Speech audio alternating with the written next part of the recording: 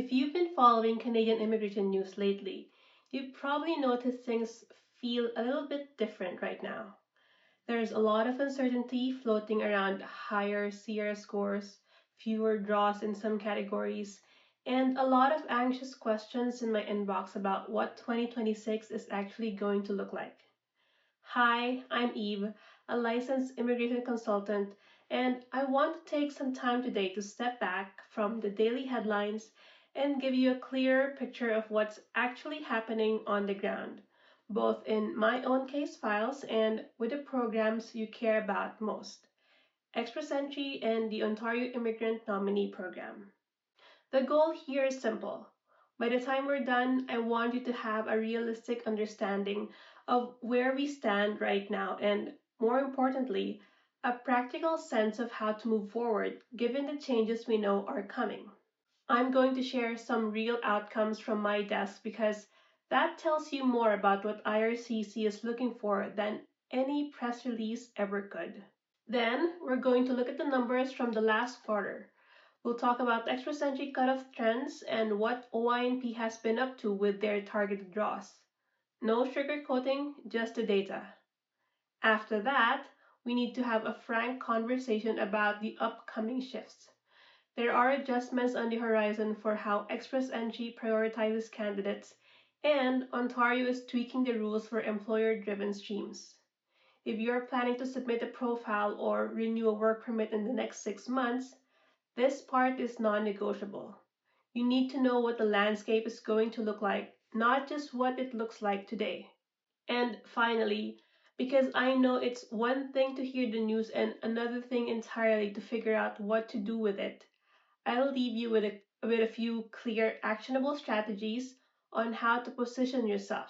Whether you're in the pool, waiting, or you're just starting to put your documents together, there are specific moves you can make right now to strengthen your file in light of all of these changes.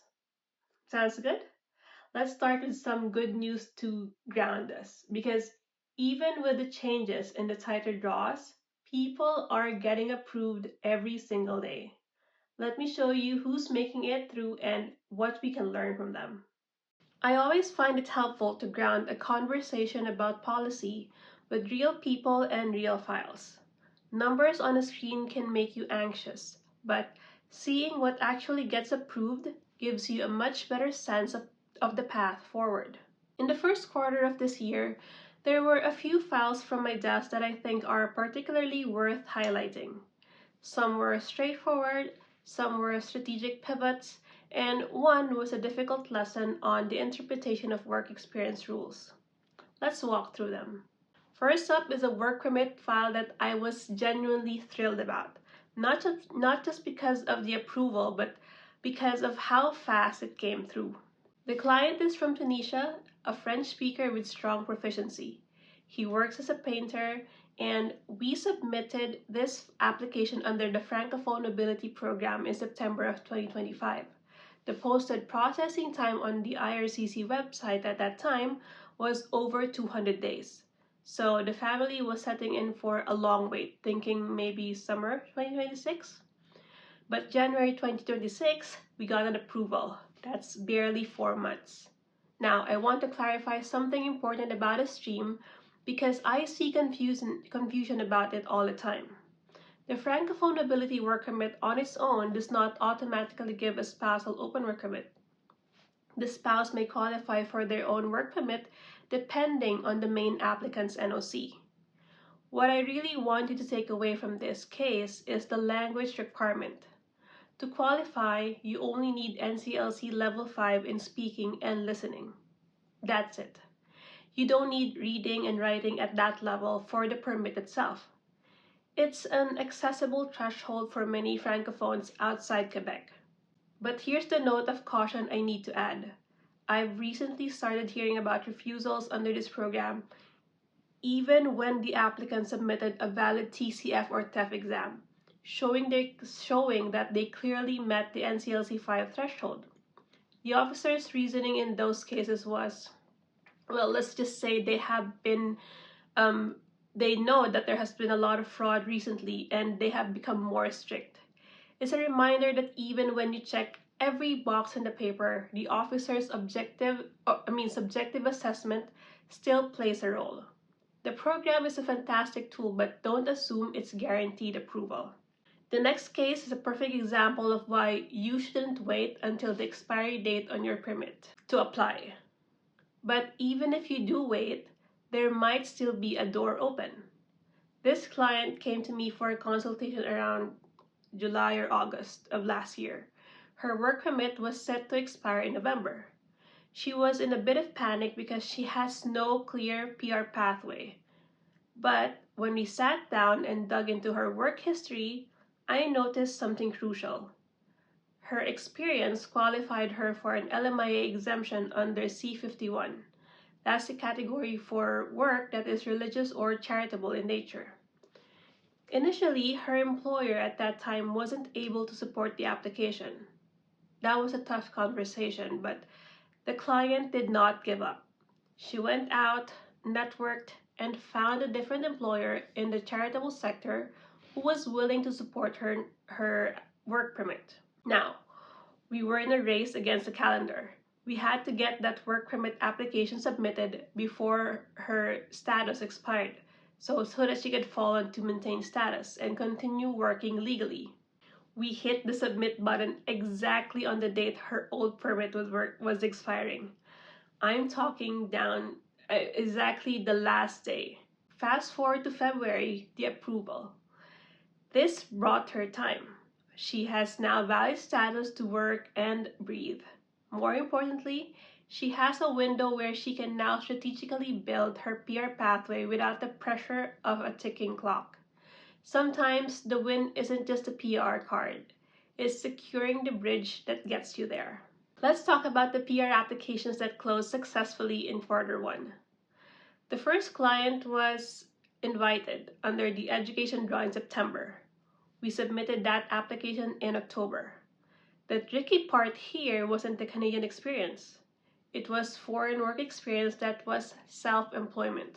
And if you ever had to prove self-employment income from another country to IRCC, you know it's a beast. It requires a narrative, extensive documentation, invoices, bank statements, tax returns, the works. But this client was incredibly cooperative. They organized everything perfectly, which allowed me to build a clear, credible narrative about their business. The result? Eco-PR in February. Clean approval. I also have a pair of December submissions under CEC I want to talk about.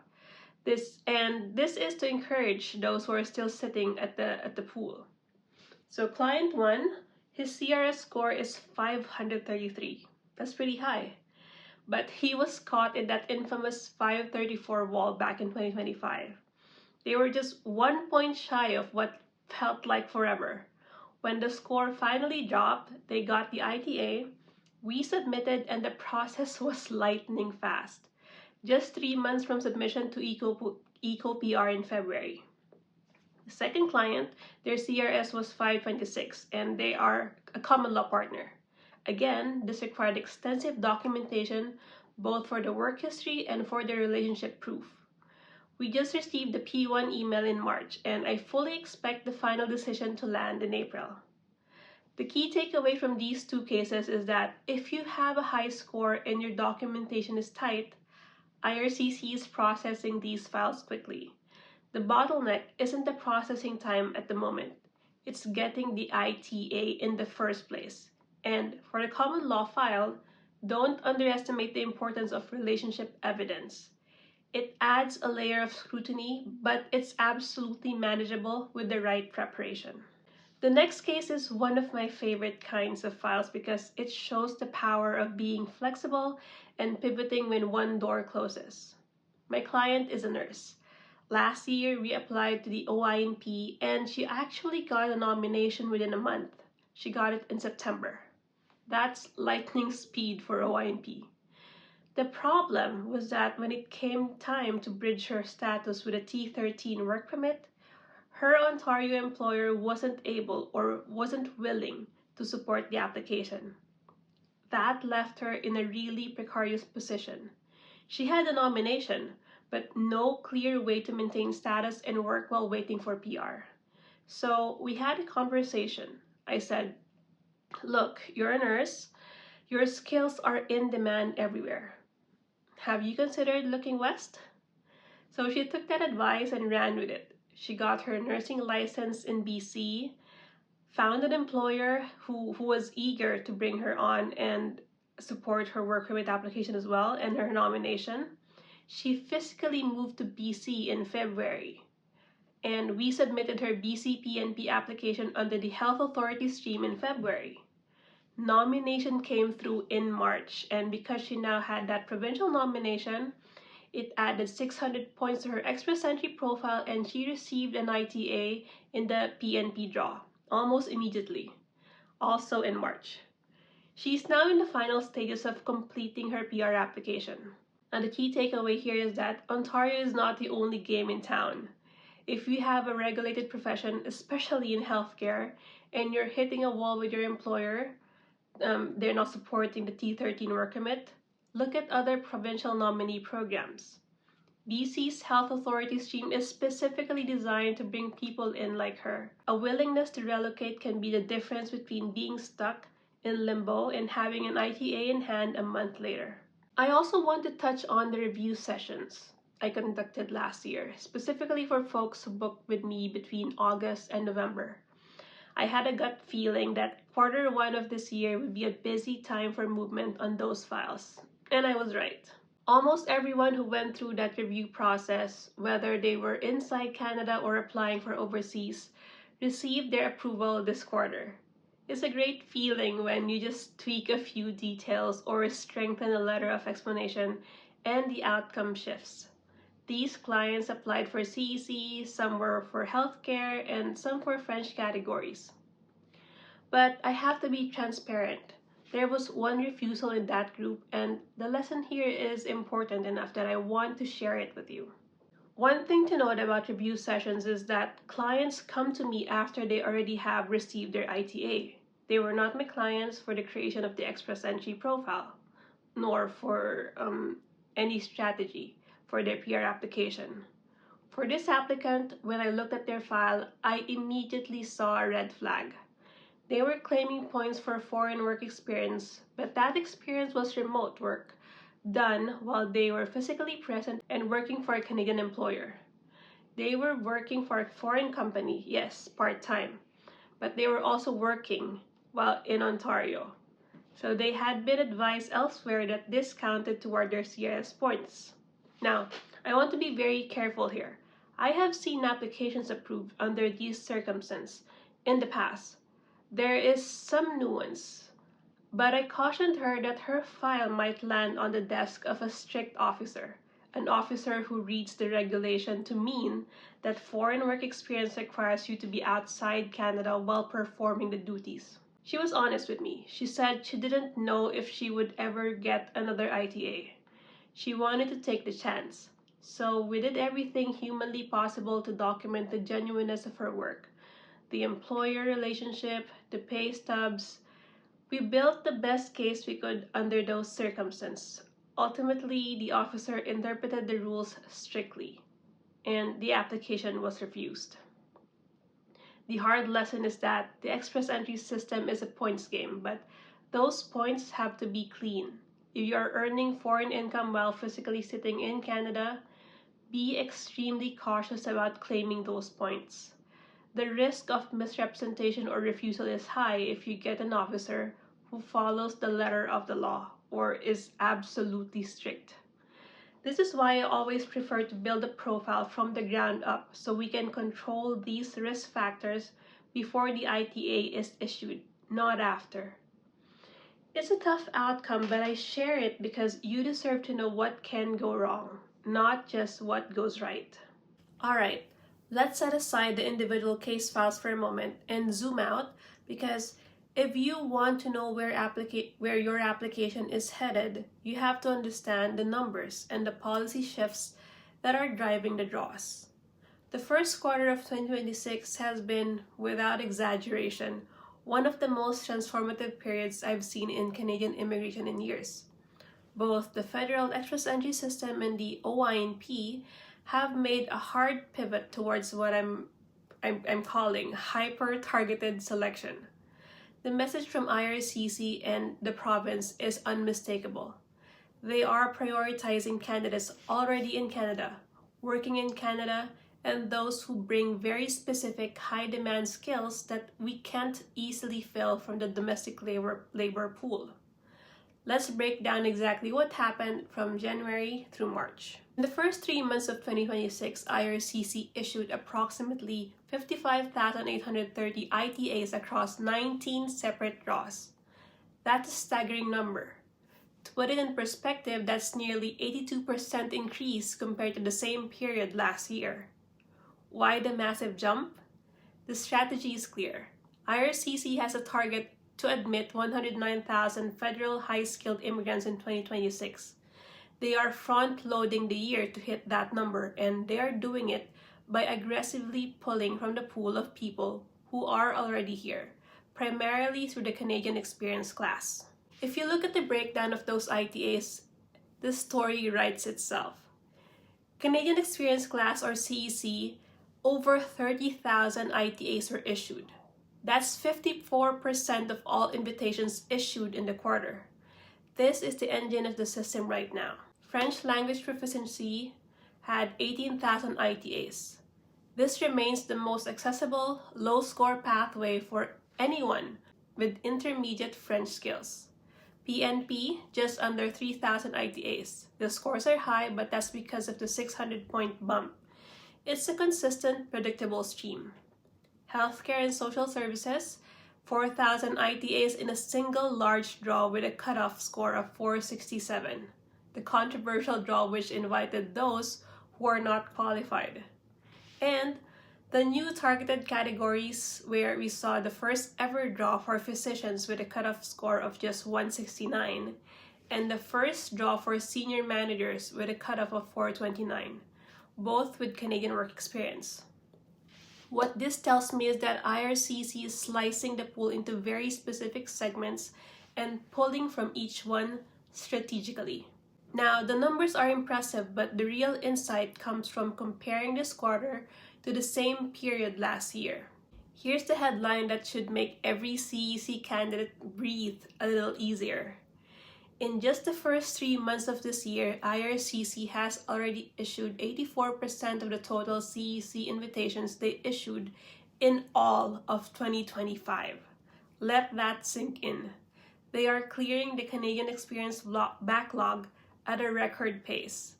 And what's the result of that volume? CRS scores have come down. Remember the dark days of the late 2025 when you needed 534 or higher just to have an ITA? We have successfully broken through that wall. CEC cutoff scores have settled into a much more manageable band around 507 to 511. It's still not low, but it's a far cry from unreachable. On the French side, the consistency is remarkable. Volumes are similar to last year, but the cutoff scores are holding steady in the 393 to 400 range.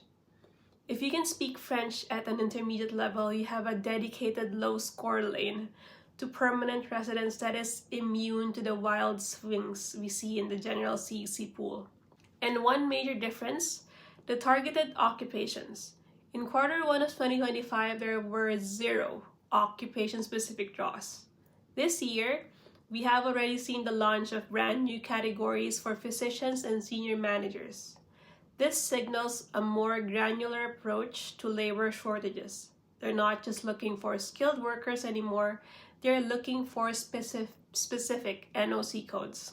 Before we leave the federal side, I need to flag a critical rule change that went into effect in February 2026 because it directly impacts eligibility for category-based draws. The work experience requirement for all occupation-based categories, that's STEM, healthcare, trades, education, has been doubled. It used to be 6 months of experience in the last 3 years. As of February, it is now 12 months of experience in the last 3 years. It's a higher bar. If you're banking on getting an ITA in a category-based draw with only 6 months of work under your belt, you need to recalibrate. You're going to need a full year before you qualify for that targeted draw. On the flip side, RCIC also launched some intriguing new categories, including a pathway for transport professionals, researchers, and even a novel stream for skilled military recruits. These are so niched, but if you happen to fall into one of these boxes, the competition is almost non-existent right now. Now let's shift gears to Ontario. The OINP has been, let's call it, busy but bracing for change. In Q1, Ontario focused heavily on clearing the deck for its master's and PhD graduate streams after a long period of silence. On March 18, they issued over 1,100 invitations to graduates, but they attached a new requirement: work experience in a priority sector to qualify. You can't just graduate and get nominated anymore. You need to show that you're working in the provincial economy. We also saw several large draws under the employer job offer streams with a heavy emphasis on healthcare and regional locations. But here's the part that every single OINP candidate needs to hear and understand clearly. The current employer job offer streams are being retired on May 30. They are going away. They will be replaced by a single unified employer job offer stream. What does this mean for you? If you are currently sitting in the OINP pool, if you have an expression of interest for one of those old streams, expect a flush of the system. Ontario will likely do a flurry of draws in April and May to clear out as much inventory as possible before the switch. But if you haven't received an ITA by mid-May, you should operate under the assumption that you will need to create a new profile, a brand new EOI profile, and re-register under the new unified system when it opens. Don't get caught off guard by the transition date. So with all that Q1 data on the table, what should you be watching for in the next few months? First, the CEC score plateau. The pool of candidates with scores between 501 and 600 shrank by over 15,000 people in Q1 because of those massive draws. That's good news. I expect CEC cutoff scores to stay relatively stable in the 505-512 range throughout Q2 if they continue with this momentum. We likely won't see a return to the 520s unless IRCC takes an unexpected pause or decrease the number of ITAs. Second, categories will continue to be the reachable pathway to PR. With the increase in work experience requirement, I expect scores to drop a bit lower as applicants try to cope and reach the requirement. Third, as you probably have heard by now, IRCC is planning to completely restructure express entry as we know it. More on that later, but you'll have to consider this as you plan your PR. And finally, the OINP rush. With the May 30th deadline looming, expect Ontario to be very active with draws in April and May. They will want to use up the remaining allocations under the old system before flipping the switch. That's the state of play. Higher volumes, lower CEC scores, but also higher eligibility bars for targeted draws, and a complete structural reset coming to Ontario. Now, the question becomes, how do you position yourself to actually benefit from all of these changes? Now, I want to shift gears and talk about the future. Not the next quarter necessarily, but the bigger structural changes that are being discussed behind the scenes at IRCC. I need to be very clear at the outset. What I'm about to share with you are proposals, not final policy. IRCC has initiated a stakeholder consultation process on a series of potential reforms to the express entry system. We do not have a timeline for when or even if these changes will be implemented.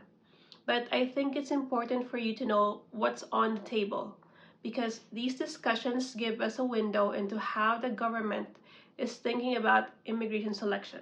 And if you're planning your pathway over the next 2 or 3 years, you want to be aware of this direction where the wind is blowing. So why is IRCC even considering an overhaul of the system that, by their own admission, is working pretty well?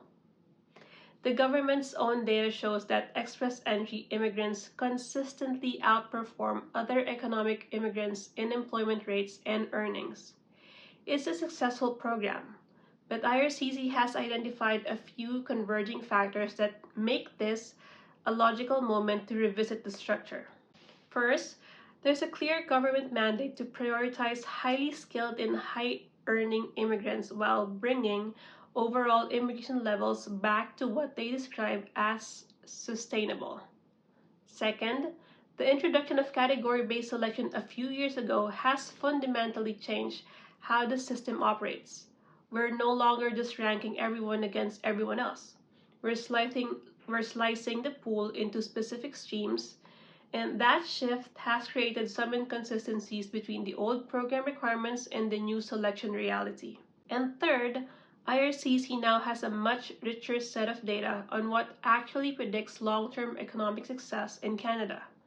They've been studying this and they've drawn some conclusions about which factors in the CRS or comprehensive ranking system actually matter and which ones don't. So there are 3 major areas of proposed changes. The first is structural, and it's a big one. Merging the 3 federal programs, that's the Federal Skilled Worker, Federal Skilled Trades, and Canadian Experience class, into a single unified federal program. The logic here is actually pretty straightforward. The idea is to streamline the eligibility requirements, remove the redundancy. Instead of having 3 separate sets of criteria, you'd have one clear, transparent set of minimum requirements to enter the pool. Then, just like now, your CRS score and the category you fall into would determine whether you get an invitation. For applicants, this could actually make things simpler. For officers, it reduces administrative burden, and it eliminates some of the arcane rules like the old FSW points grid that don't really serve a purpose in the current system.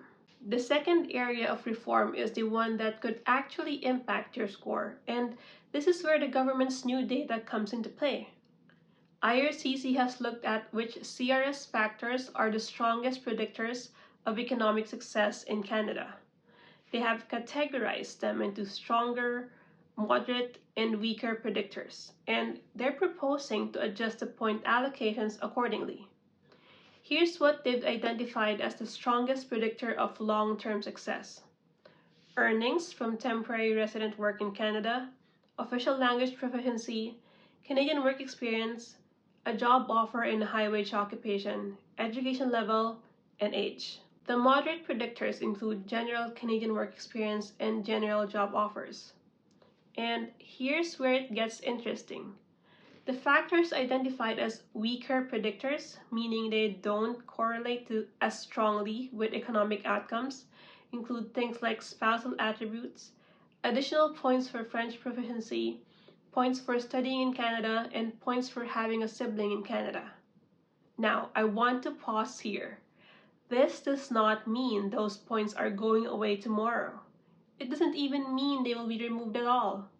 This is a consultation document, but it tells us that IRCC is questioning whether the current bonus points for those factors are justified by the economic data. Based on this evidence, the government is considering 2 major additions to the CRS. First, a new high-wage occupation factor. This would award points if you have a Canadian work experience or a job offer in an occupation that pays above the national median wage. They're looking at tiered thresholds, maybe 1.3 times the median, 1.5 times or double the median, with a corresponding list of eligible occupations that would be updated regularly. Second, enhanced recognition of Canadian licensure. This would mean more points for holding a certificate of qualification in a Red Seal trade and potentially extending that recognition to licensure in other regulated professions. They're also looking at giving more credit for apprenticeship work. And the bottom line of these proposed CRS changes is that the profile of a successful candidate would shift even more decisively towards people with strong language skills, high level of education, and critically, at least 1 year of Canadian work experience in a job that pays well above the median. A couple of important reassurances though. First, category-based selection is not going anywhere. The government has explicitly stated that these draws will remain in place to address specific labor market needs, including occupational shortages and the continued support of Francophone minority communities outside Quebec. The French language pathway isn't being abandoned, even if the bonus points within the general CRS calculation are under review. Second, this is all subject to change. These proposals are being presented to stakeholders for feedback. Immigration practitioners, industry groups, and provincial partners will have their say. Nothing has been finalized and no implementation date has been set. For now, you should operate under the current rules. Do not make life-altering decisions based on a consultation paper. But you should pay attention because the direction is clear. RCIC wants to select immigrants who are already proving their economic value in the Canadian labor market, particularly in occupations that command higher wages. So with all of that in mind, the Q1 data, the Express Entry and OINP proposed reforms, the question becomes, what do you actually do with this information? How do you position yourself to succeed in a system that is becoming more targeted and more focused on in-Canada economic performance? We've covered a lot of ground. We looked at what's getting approved right now, we unpacked the Q1 draw data, and we talked about the proposed reforms that could reshape Express Entry and the OINP in the months and years ahead. I know that amount of information, especially the uncertainty around the proposed CRS changes, can feel overwhelming. It's easy to slip into analysis paralysis where you're so worried about what might change that you stop moving forward on what you can control today. So let me give you a clear, simple framework of how to position yourself based on where you are right now. There is no one-size-fits-all advice, but I want to speak directly to two groups: Express Entry hopefuls who are close to an invitation, and OINP candidates navigating the transition to the new unified stream. For Express Entry hopefuls, lock in your eligibility. If you are expecting an ITA sometime this year, and I'm talking specifically to people who are about to complete their first year of Canadian work experience, or who will soon hit the 12-month mark in a category eligible occupation, or even those of you who are just a few points away from reaching NCLC 7 in French, here is your North Star. Lock in your eligibility under the current rules. The proposed CRS changes we just discussed, they're not happening tomorrow. They're not happening next month. We don't have a timeline and we don't know what the final scoring factors will look like. What we do know is that the current system is working. The draws are happening, CEC scores are in the low 500s, French draws are around 400. There is a clear, functioning pathway right now. Do not let the fear of future changes stop you from completing what you've already started. If you need 1 more month of work experience to hit that 12-month threshold, get that month. If you need to retake your language test to squeeze out a few more CRS points, book the test. If your profile has been sitting in the pool for 6 months without an update, log in and make sure everything is accurate and up to date. And here's the part that people often overlook. Be ITA ready before you get the ITA. When that invitation lands in your account, you have a limited window to submit a complete application. That is not the time to start hunting down old employment letters from a company that no longer exists, or to realize that your passport expires in 4 months. Gather your documents now. Review your reference letters against the NOC lead statement and duties. If you have self-employment or common law relationship evidence to compile, start that process today. The goal is to be that person who can hit submit with confidence within days of receiving the invitation, not the person scrambling at the deadline and making avoidable mistakes. We don't know what the new scoring factors will be, so lock in your eligibility under the streams that exist today. Optimize your profile, get your documents in order, control what you can control. For OINP applicants, the countdown to May 30th is, well, let's talk about those of you with expression of interest in the OINP, particularly under the current employer job offer streams that are set to retire on May 30th. First, if you are in a priority occupation or a priority geographic area, and I'm talking specifically about healthcare workers, skilled workers in the ready regions, or those with job offers in Northern Ontario, I want you to be on high alert through April and May. Ontario knows the deadline is coming. They know they have allocations to use. I expect a flurry of targeted draws in the weeks leading up to May 30 as the province clears out its existing inventory before the system resets. If you have been waiting for months and you fit one of those priority profiles, your moment may be just around the corner. Be ready to respond to an ITA quickly.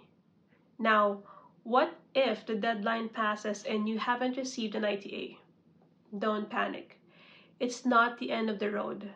It just means you'll be entering a new system. When the Unified Employer Job Offer Stream launches, there will be a new set of eligibility criteria. We don't have all the details yet, but we know the direction is towards simplification and consolidation. Once those criteria are published, you need to review them carefully and confirm that you and your employer still qualify.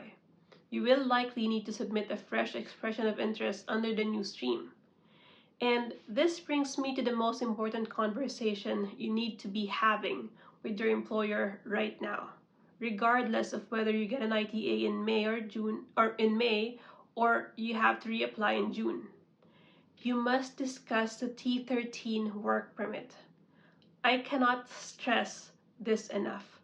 A provincial nomination is a golden ticket, but it is not a status document. It does not, on its own, authorize you to work in Canada. If your current work permit is expiring and you need to bridge your status while your PR application, the PNP PR application, is in process, you need your employer to support you for a T13 work permit application. I have seen too many people get a nomination, celebrate, and then realize months later that their employer is unwilling or unable to support the work permit. Suddenly, they're out of status, their PR application is in jeopardy, and they're scrambling for a solution, exactly like the nurse I mentioned earlier who had to pivot to British Columbia. Have the conversation with your employer now. Explain what the T13 process involves. Confirm that they are willing to pay the compliance fee and submit the offer of employment through the IRCC employer portal. If they hesitate, you need to know that before you're relying on them to keep your status alive. This conversation is not optional. It's the foundation of a successful PNP to PR journey. Look, immigration is a long game. The rules change. The scores fluctuate. The programs get rebranded and consolidated. But the fundamental principle remains the same. The people who succeed are the ones who stay informed, who prepare thoroughly, and who don't let uncertainty freeze them in place. If you're close to the finish line, keep running. Lock in your eligibility under the current rules. Get your documents ready. If you're in the OINP pool, watch your inbox over the next 6 weeks, but also have that hard conversation with your employer about work permit support. And if you're feeling stuck or you're not sure whether your documentation is strong enough, or you just need a second pair of eyes on your profile, that's exactly what I'm here for. I offer full representation and document review sessions precisely because I know how much is at stake with these applications. You don't have to navigate this alone. Thank you for spending this time with me today. I know this was a long one, but I hope it gave you some clarity and a clear path forward. If you found this helpful, let me know in the comments what topic you'd like me to cover next. See you in the next one.